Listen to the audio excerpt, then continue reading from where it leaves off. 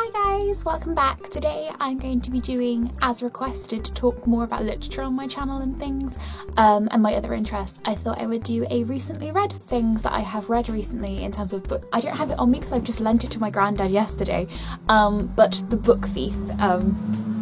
I finally read it and it was recommended to me for the past few years really. I think I got it lent to me by a friend at the time about 4 years ago, and I never read it, and I finally got around to reading it after much request from many different people, and I think it's become my new favourite book. It is absolutely incredible. It's a little bit difficult to get into at first because the perspective in terms of the narrator is quite hard to grasp and get your head around.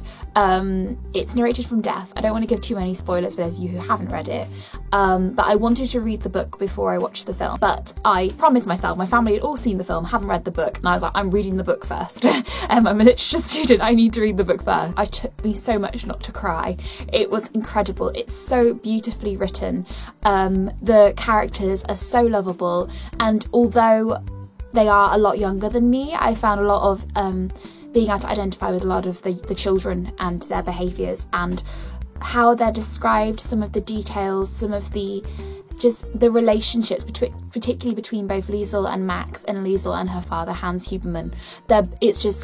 It's so beautiful. Honestly, please read it if you haven't read it. It's absolutely incredible. My family have it on DVD. Whilst I was at uni, they'd seen it already and I hadn't seen it. So like I said, I wanted to read the book first. In terms of the film, I was expecting a little bit more. I never expect the film to include as much as the book does, because obviously a film is a lot shorter.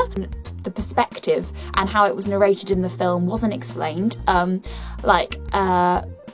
People I've spoken to, they didn't realise it was narrated by Death. They didn't know who was narrating the film. And at times it was a little bit rushed and the pace was a little bit all over the place and a bit strange. But the acting was superb and it was a very good film, but it wasn't as good as I thought it was going to be. The book is absolutely incredible, and I think it would not only appeal to a younger generation. I take it that it is YA, but it is incredibly educational, and it just gives a really good perspective of the Holocaust, and is obviously very well researched. I think if you want to compare it in terms of YA genre focusing on that particular historical topic, I'd say it's a lot more realistic and more educational and more accurate than The Boy in the Striped Pyjamas, for example, or other YA fiction that is based around the Holocaust. The next book I'm going to be talking about, I've mentioned this author before on my channel in one of my favourites videos, but I don't think she's really very well known.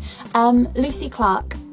She wrote The Sea Sisters, A Single Breath, and I finished reading this one, I want to say last month. It sat on my shelf for ages because it's her most recent novel. It came out last year. Out of all three, I think The Sea Sisters was still my favourite. I find with Lucy Clarke's books that they have kind of a light-hearted kind of air to them, but they always have a thriller kind of with them, which is really interesting. It's a really interesting take on what is usually quite easy reading. Characters are always so realistic. Each of her books, the characters are just so realistic, and so you get very attached to them. It's about two best friends, Kitty and Lana, and they go on a boat called the Blue, which is going on a journey towards the Philippines, and it's kind of going between perspectives, both between present day now and the past, and keeps flipping between chapters, so you know something has happened on the Blue, which you have to work out why it is that she left the Blue, and it's the main person is Lana. Got kind of a murder mystery kind of air to it and stuff, and it's really, really good.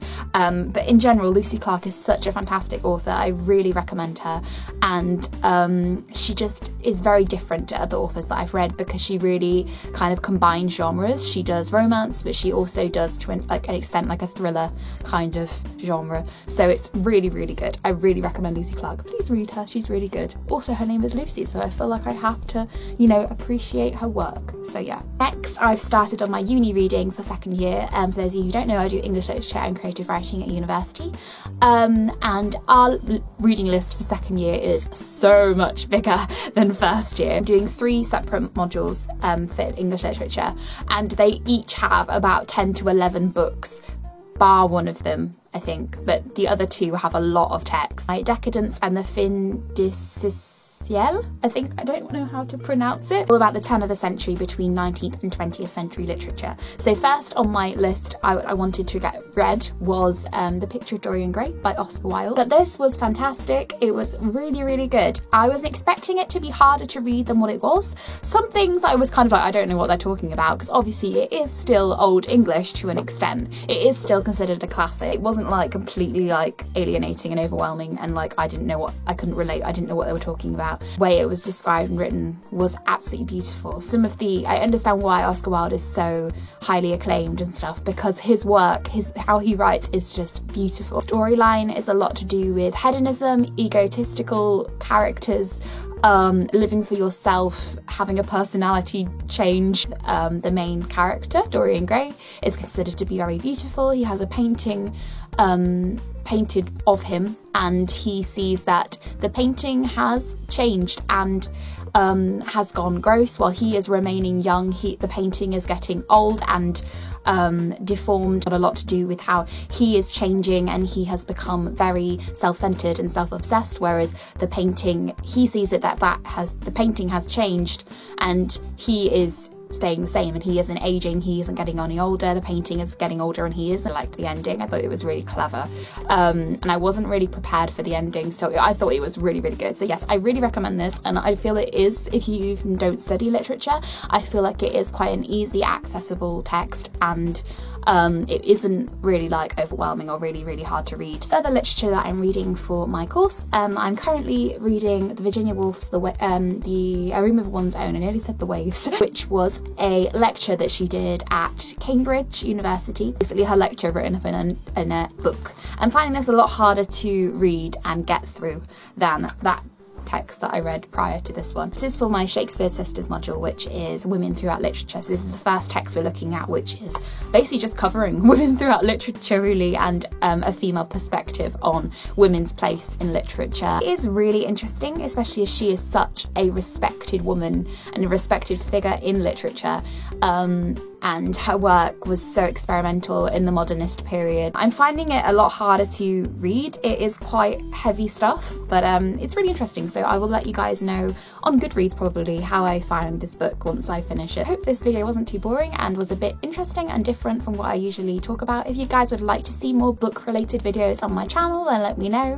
And yeah, I hope you guys are doing well, and I shall see you all soon. Okay, bye bye.